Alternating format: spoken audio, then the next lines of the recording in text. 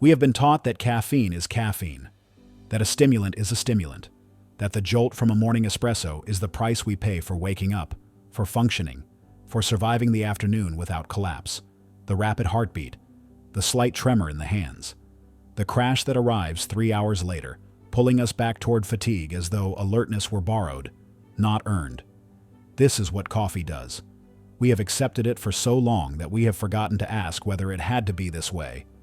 But in the river basins of what is now Brazil, along the tributaries that wind through some of the most biodiverse forest on Earth, a different seed was cultivated for centuries before European ships ever arrived.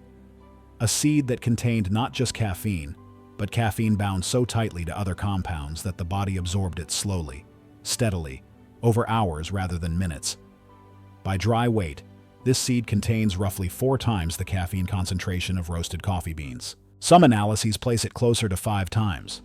The numbers vary by harvest, by preparation, by the specific plant. But the pattern is consistent. This is among the most caffeine-dense seeds in the natural world. And yet the people who consumed it did not report the experience that coffee drinkers know. They did not speak of jitters. They did not crash. They did not describe a borrowed energy that demanded repayment. They described clarity, endurance, a sharpening of the senses that lasted from dawn until dark, and sometimes longer. For hunters preparing to track game through dense jungle. For paddlers navigating rivers that required days of continuous effort. For communities where sustained attention was not a luxury, but a requirement of survival. This seed was not a beverage to be sipped in a cafe. It was a tool, a technology, a gift from the forest that allowed human beings to exceed what their bodies would otherwise permit. And then, the colonial era began, and the world decided that coffee was easier. The people who first cultivated this seed called it by names that Europeans could not easily pronounce and did not bother to learn correctly. The Sateré-Mawé people, whose territory spans the middle Amazon region, have grown and processed this seed for at least 500 years, possibly much longer. For them, it was never merely a stimulant. It was woven into the fabric of daily existence, into ritual, into the stories they told about where their people came from.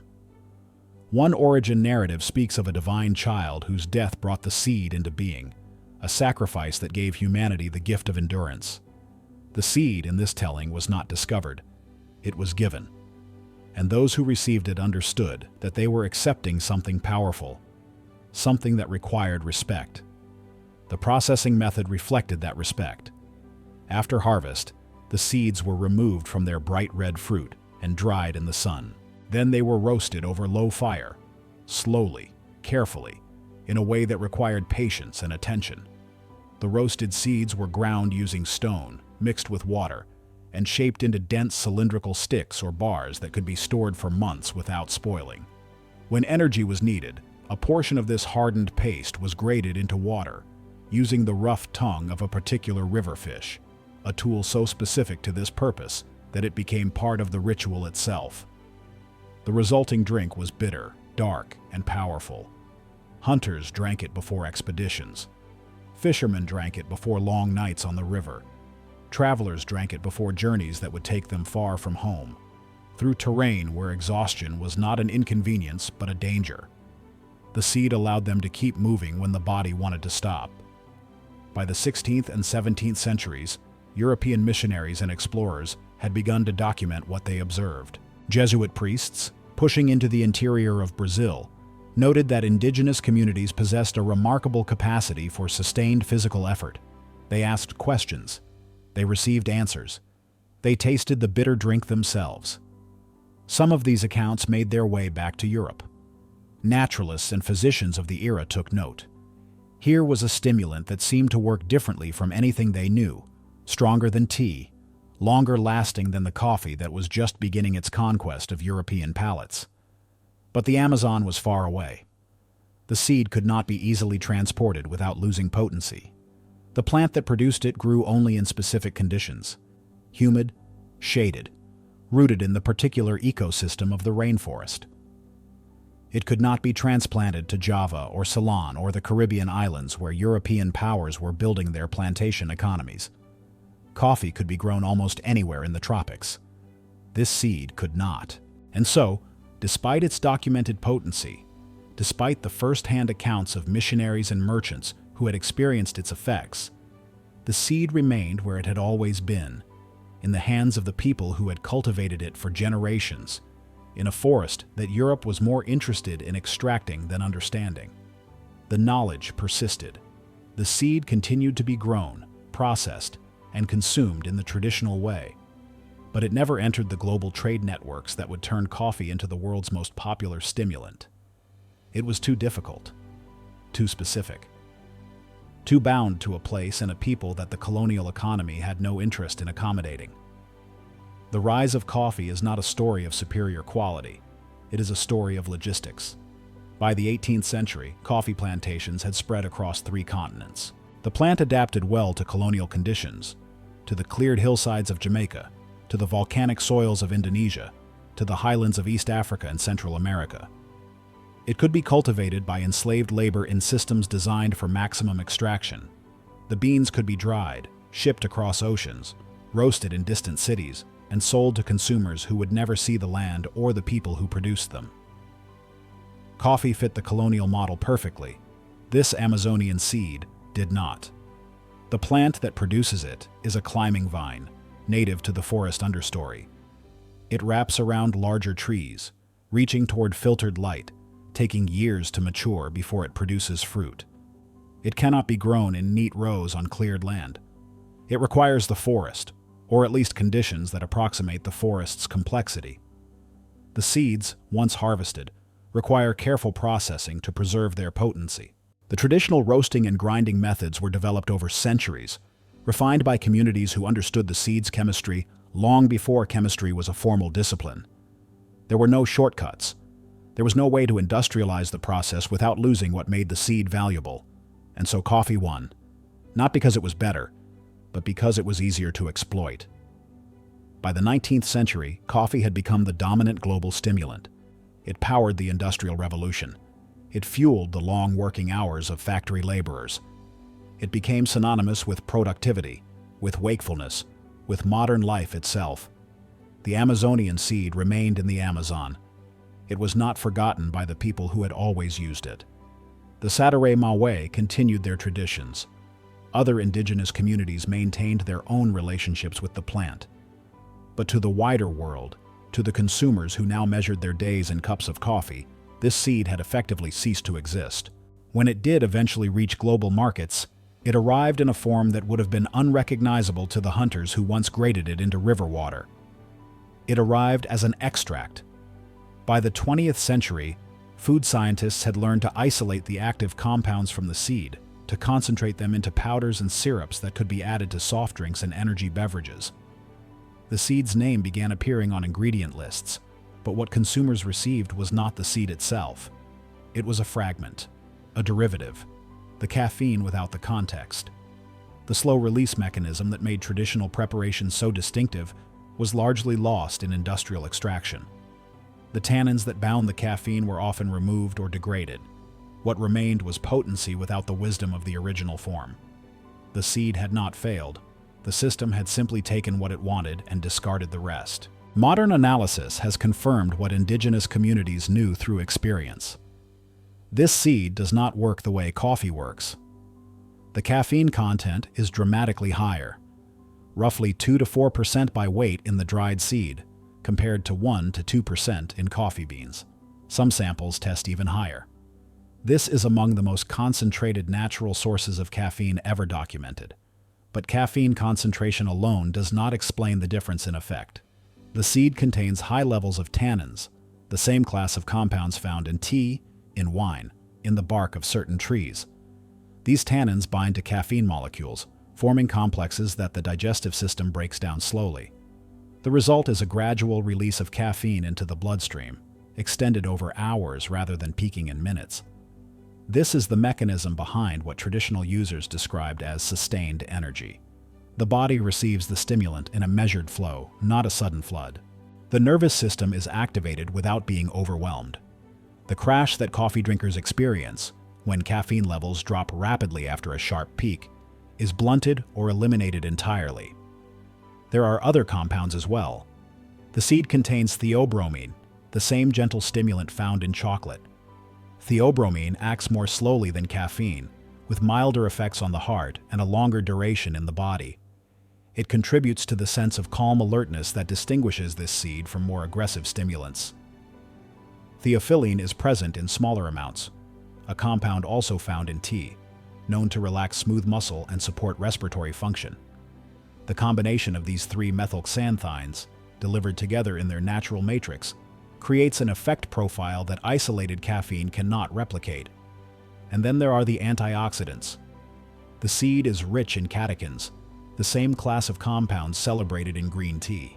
Saponins contribute additional protective effects. The overall antioxidant capacity rivals or exceeds that of many foods specifically marketed for this purpose. What traditional preparation preserved, and what industrial extraction often destroys, is the integrity of this matrix. The compounds work together. The tannins moderate the caffeine. The theobromine extends the effect. The antioxidants offset some of the oxidative stress that stimulants can cause. This is not a single molecule drug. It is a complex food, evolved over millennia, processed through methods that respected that complexity. Modern sports nutrition has begun to recognize this. Some endurance athletes have turned to preparations made from the whole seed rather than isolated extracts, reporting improved stamina and reduced perception of effort during prolonged exertion. The appetite-suppressing effects, well documented in traditional use, have attracted attention from researchers studying metabolic regulation. But perhaps the most significant modern finding is also the simplest. This seed works. It provides energy. It sharpens focus. It supports cognitive function through long hours of demanding work. And it does so with a gentleness that coffee cannot match. Not because coffee is inferior, but because coffee was never designed for this. Coffee is a different seed, with a different chemistry, from a different part of the world. The Amazonian seed was shaped by its own environment, its own cultivators, its own centuries of refinement. What it offers is not better or worse than coffee. It is different, and that difference matters. The seed is called guarana. It comes from a climbing plant, native to the Amazon basin, particularly the regions of Brazil surrounding the Mawés and Tapajos rivers. The Sateré-Mawé people remain its primary traditional cultivators, maintaining practices that have continued, largely unbroken, for centuries. The plant itself is a woody vine that climbs through the rainforest canopy, producing clusters of small white flowers followed by bright red fruit. When the fruit ripens and splits, it reveals a striking sight, a black seed partially covered by white flesh, creating an appearance that many observers have compared to a human eye. This distinctive look has shaped mythologies and given the plant an almost supernatural presence in the cultures that know it best. Today, guarana reaches most of the world not as a seed, but as an ingredient. It is the defining flavor of Brazil's most popular soft drink, a sweet carbonated beverage that outsells cola in its home country.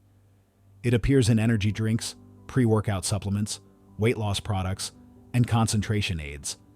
The name is printed on millions of cans and bottles, though what those products contain is usually an extract, not the traditional preparation. For those seeking something closer to the original experience, whole guarana seeds can sometimes be found through specialty importers. Traditional guarana paste, the dried hardened bars that the Sateré-Mawé have made for centuries, is occasionally available, though authenticity varies widely. The most reliable sources remain indigenous cooperatives that produce guarana using ancestral methods, though these products rarely reach international markets in significant quantities. Growing guarana outside the Amazon is difficult, but not impossible. The plant requires consistent warmth, high humidity, and protection from direct sun, conditions that approximate the forest understory where it evolved. In tropical climates, it can be cultivated in shaded gardens or beneath the canopy of larger trees. It is slow to mature, taking 3 to 5 years before producing fruit. It cannot tolerate cold. It cannot tolerate drought. It belongs to the rainforest in a way that most domesticated plants no longer belong anywhere. For those who live in temperate regions, cultivating guarana is impractical. But understanding it is not. The seed represents something that the global economy has systematically undervalued: complexity. The traditional preparation methods were not primitive, they were precise. The slow-release chemistry was not an accident. It was the result of centuries of observation and refinement. The people who cultivated this seed understood what they were doing, even if they described that understanding in terms that European science did not initially recognize. What the Sateré-Mawé knew, and what modern chemistry has confirmed, is that nature does not always deliver its compounds in isolation. Some foods work because of how their components interact, not despite their complexity, but because of it. Guarana is such a food. It exists still in the forest where it has always grown. It exists in the traditions of the people who have always tended it. It exists, in fragmented form, in the energy drinks that line convenience store shelves around the world. Though what those drinks offer is a shadow, a fraction, a glimpse of something that was once whole. The seed did not disappear because it failed. It remained in place while the world built systems that could not accommodate it. Coffee fit those systems. Guarana did not. But the systems are not permanent. The assumptions that made coffee universal, cheap labor, global shipping, industrial processing, consumer convenience, are being questioned. The limitations of single-molecule nutrition are being recognized. The value of traditional knowledge, dismissed for centuries, is being reassessed. And in the Amazon, where the Mawé's river flows through forests that have not yet been cleared, the guarana vines still climb toward the canopy. The seeds still ripen inside their red fruit. The eyes still open as they have for centuries, watching and waiting. The knowledge was always there. It simply required conditions that the modern world was not ready to provide. Perhaps it is becoming ready now,